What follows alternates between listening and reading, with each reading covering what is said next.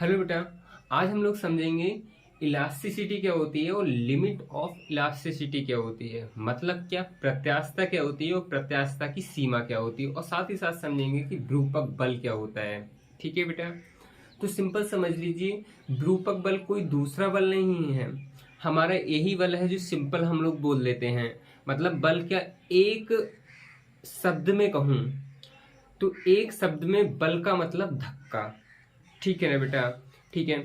अगर हम इस बल को जिस टाइप से हम यूज कर रहे हैं या फिर जिस टाइप से हम लगा रहे हैं, ठीक है, हम उसी टाइप से इसका नाम दे देते हैं, है ना।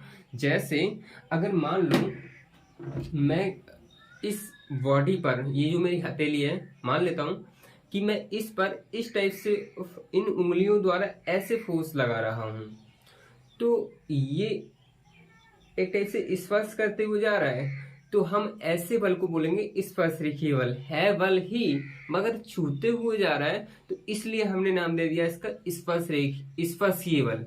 ठीक है ना बेटा। अगर मैं ऐसे करके फोर्स लगाता हूं तो इसे हम बोलेंगे लंबवत बल। क्या बोलेंगे? लंबवत बल। ठीक है। अच्छा, अगर यही बल हम किसी वस्तु, कोई भी बॉडी का रूप बिगाड़ने के काम में लेते हैं, किसके काम में?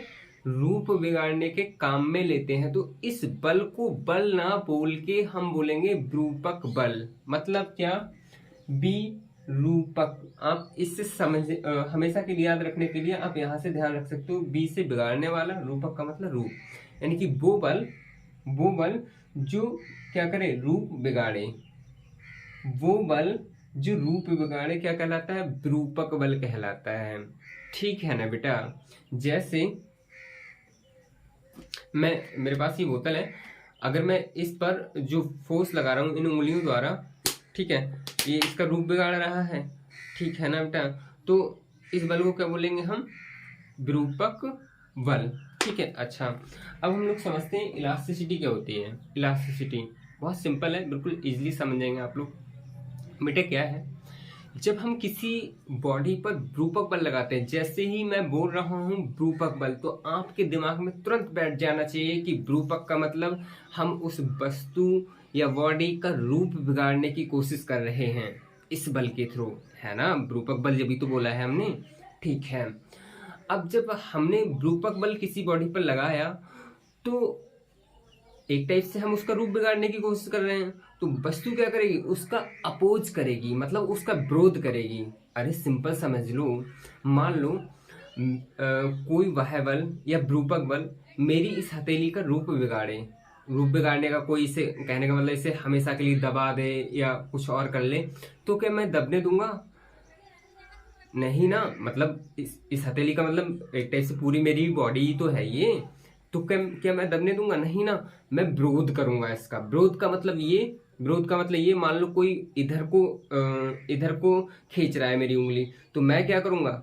उसे खींचने का विरोध करूंगा, मतलब वो इधर को खींच रहा है, मैं अपोजिट खींचूंगा ना, खींचूंगा। तो समझो बेटा, वस्तु का वो वाला गुण, इस टाइप से हम गुण बोल दे रहे हैं। ठीक है। वस्तु का वो वाला गुण जो विरूपक बल का विरोध करता है। क्या कहा मैंने? वस्तु का या बॉडी का वो वाला गुण जो उसके रूप या आकार में परिवर्तन का विरोध करता है, क्या कहलाता है? प्रत्यास्थता कहलाता है। ठीक है ना बेटा। अच्छा, मैंने एक छोटी सी लाइन लिखी है कि प्रत्यास्थता डायरेक्टली प्रोपोर्शनल होती है वस्तु के विरोध करने के गुण के। कहने का मतलब क्या? जिस वस्तु में प्रत्यास्थता का गुण ज्यादा होगा, तो वो उतना ही विरूपक बल का ज्यादा विरोध करेगी। क्या कहा मैंने? समझो बेटा, जिस वस्तु में प्रत्यास्थता का गुण ज्यादा होगा, तो वो उतना ही ज्यादा क्या करेगी? अपने आकार में परिवर्तन का विरोध करेगी। ठीक है ना बेटा। सिंपल समझते हैं। मान लो मेरे पास दो स्ट्रिंग हैं। ठीक है। मेरे पास दो स्ट्रिंग हैं। एक स्ट्रिंग मैंने ले ली, स्टील की ले लेता हूं, ठीक है, और दूसरी मैं ले लेता हूं रबड़ की। तो बेटा अब मैंने क्या किया, दोनों को ऊपर वाला जो एंड है वो फिक्स कर दिया, मतलब कहीं बांध दिया, ठीक है। और दोनों ये समान लंबाई की मैं ले ली, समान लंबाई और समान जो क्रॉस सेक्शन एरिया है वो। अब मैंने क्या किया, इस पर भी 10 न्यूटन फोर्स लगाया और इस पर भी 10 न्यूटन फोर्स लगाया। मतलब क्या, इसको भी 10 न्यूटन फोर्स से स्ट्रेच किया और इसको भी 10 न्यूटन फोर्स से स्ट्रेच किया। अब आप देखेंगे कि जो रबड़ की है ना वो ज़्यादा स्ट्रेच हो जाएगी कंपेयर टू स्टील, है ना। इतना तो हम लॉजिक लगा ही सकते हैं, लॉजिक लगा सकते हैं आप, नहीं तो एक ऐसे स्ट्रेच करके देख लेना, ठीक है। अब समझो, तो रबड़ की बहुत ज़्यादा स्ट्रेच हो जाएगी कंपेयर टू स्टील। इसका मतलब क्या हुआ, इसका मतलब ये हुआ कि स्टील ने ज़्यादा विरोध किया, मतलब बहुत ज़्यादा विरोध किया कंपेयर टू स्टील।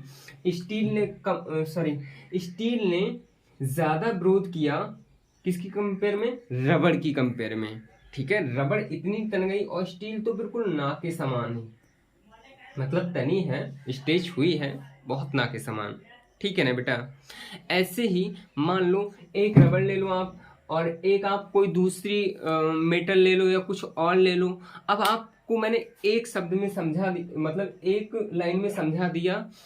आप क्या करेंगे, जिन जिन वस्तुओं में आपको देखना है कि किसमें प्रत्यास्थता का गुण ज्यादा है किसमें कम है, ठीक है। तो आप ये देखेंगे समान, मान लो आपने 3 वस्तुएं ली, तीनों में देखना है कि किसमें प्रत्यास्थता गुण ज्यादा है किसमें कम है। तो आपको क्या करना है, तीनों बॉडीज पर समान फोर्स लगाना है। अब जब आप समान फोर्स लगाएंगे तो जो मान लो अगर आप स्ट्रेच कर रहे हैं, खींच रहे हैं तीनों को, तो जो वस्तु कम खींचेगी इसका मतलब ये हुआ कि वो विरोध ज्यादा कर रही है। इसका मतलब ये हुआ कि विरोध ज्यादा कर रही है, इसका मतलब उसमें प्रत्यास्थता का गुण ज्यादा है, ठीक है ना बेटा। ऐसे इसी टाइप से आप देख लेंगे। जैसे मान लो अगर आपके पास 3 वस्तु होती, जैसे ए बी सी, और तीनों मान लो ये अलग अलग मेटल्स हैं, ठीक है, अलग अलग मेटल्स हैं। तो हमने क्या किया, इस पर भी 10 न्यूटन फोर्स लगाया, इस पर भी 10 न्यूटन लगाया, इस पर भी 10 न्यूटन लगाया। 10 न्यूटन का मतलब, और ये ऊपर वाले जो एंड है वो हमने फिक्स कर दिए, तीनों पर सेम फोर्स लगाया। आप बोलते होंगे 10-10 क्यों लगा रहे हैं, हम 100 लगा लेते हैं, तीनों मगर लगाएंगे सेम। अब मैंने क्या देखा, मैंने देखा कि स्ट्रिंग ए है वो 3 सेंटीमीटर बढ़ गई।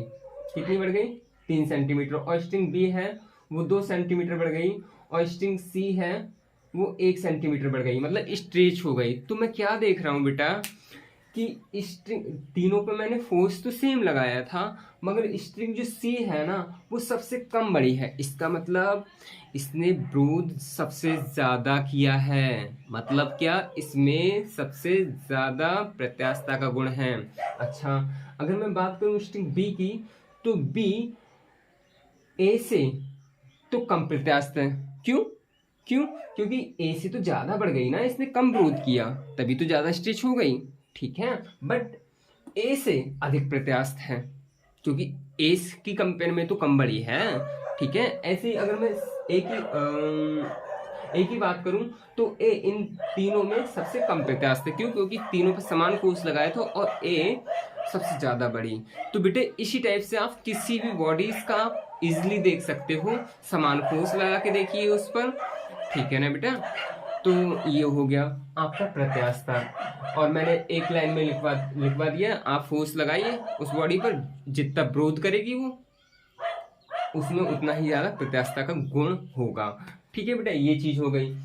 अब हम प्रत्यास्थता के बेसिस पर समझते हैं कि हमारी प्रत्यास्थ वस्तुएं कौन सी होती हैं, दृढ़ वस्तुएं कौन सी होती हैं, और अप्रत्यास्थ या फिर प्लास्टिक वस्तुएं कौन कौन सी होती हैं। मतलब क्या, इलास्टिक बॉडीज क्या होती हैं, रिजिड बॉडीज क्या होती हैं, और इन इलास्टिक या फिर प्लास्टिक बॉडीज क्या होती हैं। तो सिंपल समझ लीजिए, वो बॉडीज जिनमें प्रत्यास्थता का गुण होता है, वो वस्तुएं जिनमें प्रत्यास्थता का गुण या फिर इलास्टिक का गुण होता है उसे हम बोलते हैं प्रत्यास्थ वस्तुएं, ठीक है।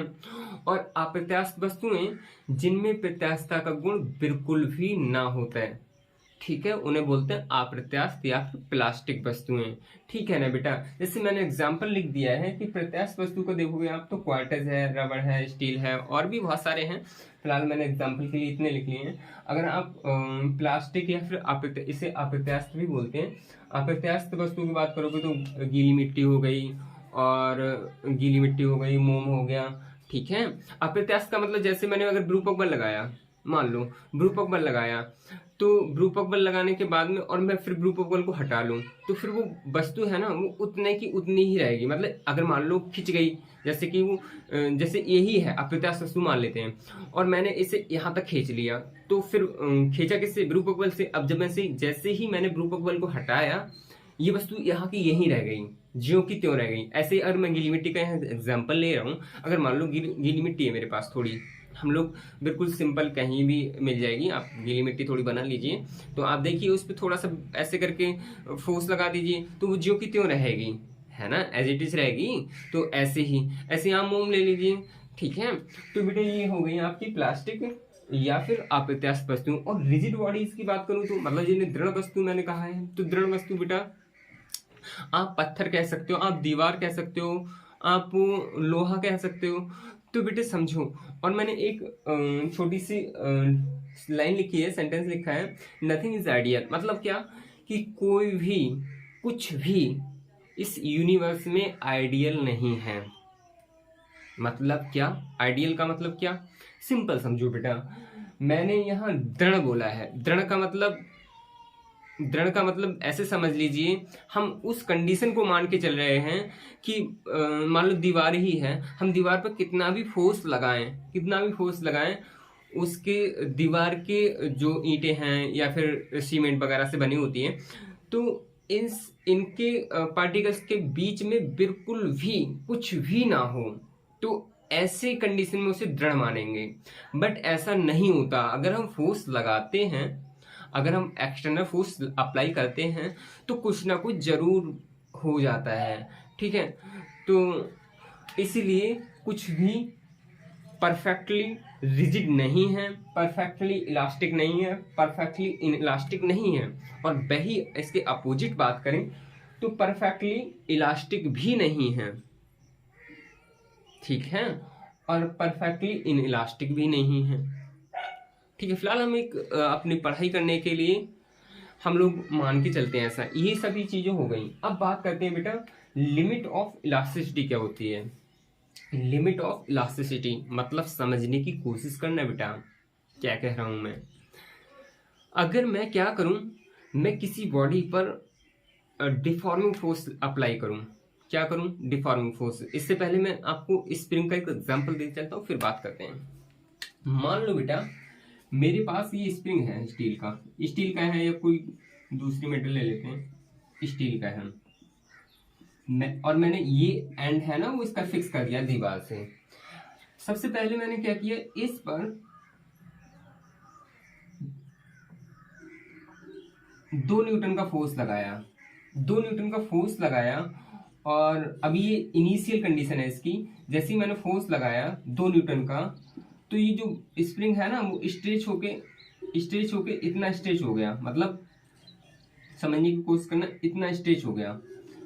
ठीक है, अब मैंने 2 न्यूटन का फोर्स हटा दिया, हटाने पर पुनः ये इतना स्ट्रेच ना होके, मतलब यहाँ से सभी जो इसके गोल गोल क्या है आपके सर्किल है, ये सर्किल तो नहीं कहूंगा मैं, साइक्लोइड टाइप का है ये वायर। ठीक है, तो ये सभी स्ट्रेच होंगे। तो बेटे समझो, जैसे ही मैंने इस 2 न्यूटन के फोर्स को हटाया, ये पुनः अपनी इनिशियल स्टेट में आ गया। ठीक है, अब मैंने क्या किया, 3 न्यूटन लगाया। जब 3 न्यूटन लगाया, ये थोड़ा पहले से ज्यादा स्ट्रेच हुआ, ये सभी स्ट्रेच होंगे ध्यान रखना, तो थोड़ा और स्ट्रेच हुआ, और मैंने 3 न्यूटन फोर्स को हटा दिया, ये वापस अपनी इनिशियल कंडीशन में आ गया। फिर बात करते हैं, हमने फिर 4 न्यूटन लगाया। 4 न्यूटन लगाने पर ये क्या हुआ, थोड़ा और स्ट्रेच हुआ पहले की कंपेयर में।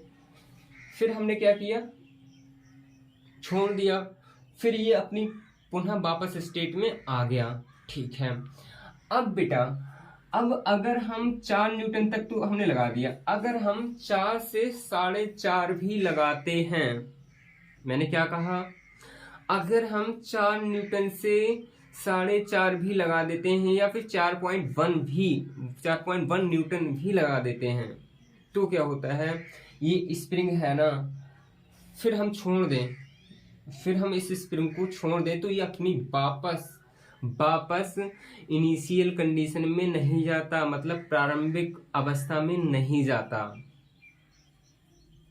ठीक है, तो हमें ये पॉइंट नहीं लेना है जो हमने 4.1 लिया था और स्प्रिंग फिर हमने इतना 4.1 न्यूटन लिया था अभी लास्ट में। इतना अगर हम फोर्स ले रहे हैं, मतलब इस पर लगा रहे हैं, तो फिर उसके बाद इसे छोड़ दे रहे हैं इस फोर्स को, तो ये पुनः वापस स्टेट में नहीं पहुंचता, मतलब इनिशियल कंडीशन में नहीं पहुंचता। और जबकि हम 4 न्यूटन लगा रहे हैं तो ये, और 4 न्यूटन जब इस पर फोर्स लगा रहे हैं, 4 न्यूटन को जैसे ही हमने छोड़ दिया ये वापस अपनी स्टेट में, इनिशियल स्टेट में आ गया। तो मैक्सिमम वैल्यू कितना है इसका, 4। इसका कितना है मैक्सिमम, 4। ठीक है, तो इस डिफॉर्मिंग फोर्स का वो मैक्सिमम वैल्यू, डिफॉर्मिंग फोर्स का वो मैक्सिमम वैल्यू